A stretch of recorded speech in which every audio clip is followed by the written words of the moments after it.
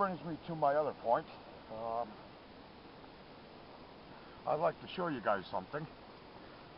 This is just something that we've been working on. This we call our last ditch fire starter. Okay. I was going to show you guys this earlier, and I kind of slipped my mind, so I'll kind of just put it back together here real quick, and then you'll be able to see exactly what I'm talking about.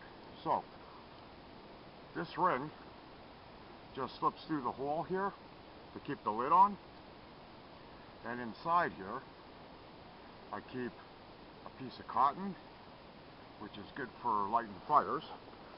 I also keep a striker and a piece of flint. Okay.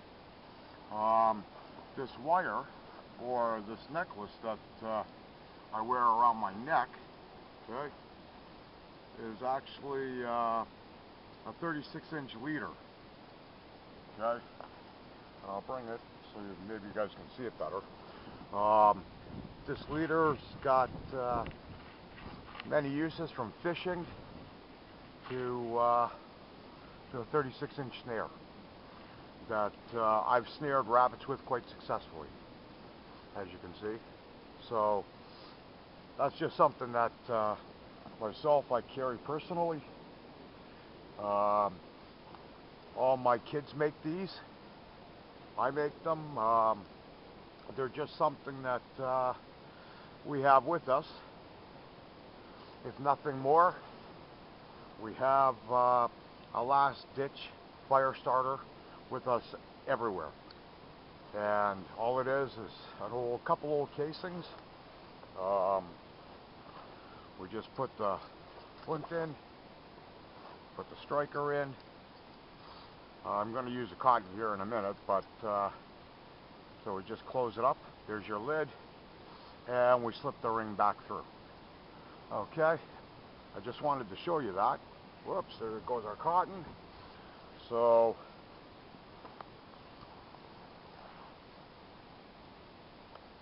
let's see if we can get this fire started using our fire kit. Our flint, there's our hacksaw, and let's see if we can get this fire going.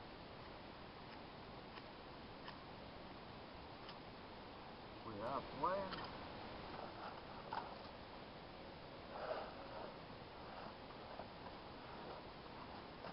Okay, so as you can see, we got our fire going, and just bear with me. I'm going to put some water on, and then we'll be having some hot chocolate soon. Hope you can join. I know I've said this in other videos. We steal water bottles, carry one of these fish thingies. I guess they're for spreading the mouth. Get your hooks out. I just hook mine in there. So this is my tip. This is just a big rat trap. Got a hole drilled through it. I put the rope around it, just so I can tie it to a tree in case I do get something and this trap doesn't kill it, or I wouldn't want something to try to make off with whatever I caught. There you go to set it. It's just a standard mouse trap, but made for rats. So we put our thumb there. Okay. There it's set. What I do is I carry a little bit of peanut butter in my chopping kit and smear it on the bait bar. So I set a couple of these. I carry 2 of them in my bug out bag. I can set them out there somewhere. You know, something will come along, you start eating the peanut butter. Got something to eat. And these will. We talk a lot about being prepared. We're not so much into teaching you primitive skills as we are teaching you to be prepared in the first place. So in an environment like this, you're not running around looking for the things that you need to make that fire drill with. Fire drill should be a very, very last resort type of deal. You know, if you have that little kit like we have now, that's got a little flint striker and a little saw back hacksaw blade with it, something like that, where you are guaranteed to make a fire.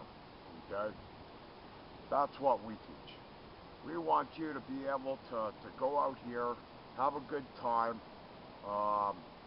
but be prepared for whatever it is you may face.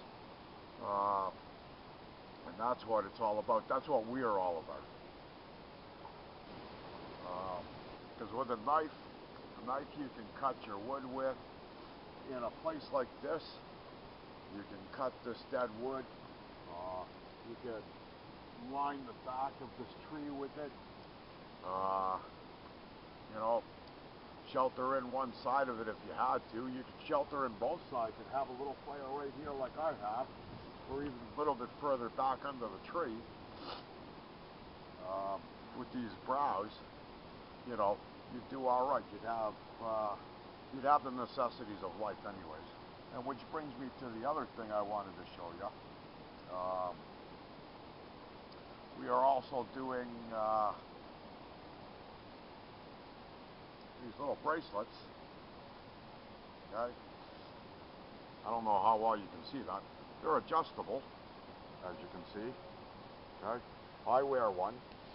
I find it very handy to have a few feet of paracord with me anywhere I go, whether it be to build a snare with, whether it be just to hook onto that leader that I wear around my neck for fishing. Just anything at all. And as you can see, they're adjustable. And that allows me to carry 5 feet of paracord anywhere. My fire kit. With those items, I'll get by. I always carry a knife of some sort. I don't always carry a K-bar, mind you. Obviously, I'd probably get in trouble for carrying this every day. But, you know, it doesn't have to be a K-bar. It could be anything like a multi-tool. With a small knife in it, pair of pliers, screwdriver, whatever the case may be. You can get by with one of these. Obviously this is better, but definition of a survival knife is any knife you got with you when you're surviving. And if you have the basics like a multi-tool, a fire starting kit, and some paracord, I know at least I would get by with just those items. I wouldn't be comfortable by any means, but I'd get by. That's something that every person should be able to do. And that is, you know, be able, there again, to light a fire, any condition, anywhere, anytime. And we preach a lot about fire because it's just so important. You know, this is kind of, we do a lot of skill-specific things in the wintertime. Like I said, right now we have a lot of snow on the ground, as you can see. Fire is very important.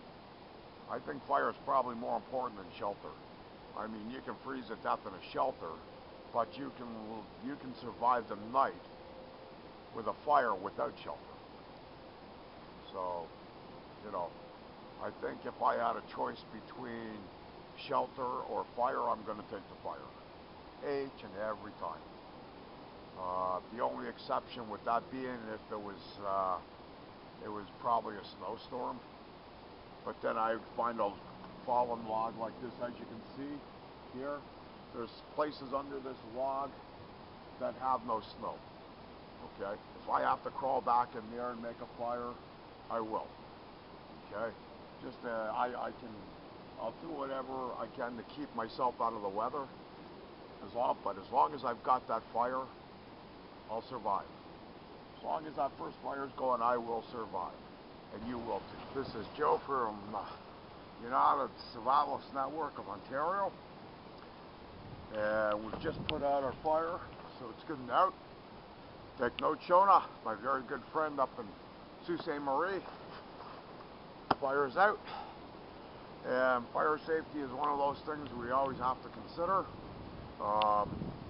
In this type of environment, maybe not so much right now, but later on in the year when it gets warmer, please folks, make sure your fire's out. We don't want to destroy the beautiful forests that we've got. We want to be able to enjoy them. With that being said, I want to thank again our group members, and I want to welcome the new group members, the ones that are on Facebook, the ones that are on Meetup. Welcome. We hope to see you guys out here soon with us.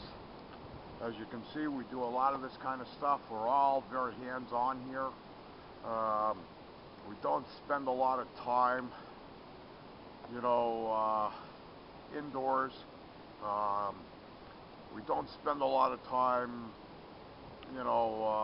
talking, or at least we try not to. Seems these days I seem to be doing a lot of that. We just like to get out here, do what we like to do, practice our skills, teach some new ones, and exchange ideas. Because you never know what's going to happen in the future. We just want to be able to say that, if something should happen, and, we're kind of a little prepared for it, We don't know what's going to happen. So, you can read those books all you want, but unless you get out here and you start practicing some of it, it ain't never going to work for you.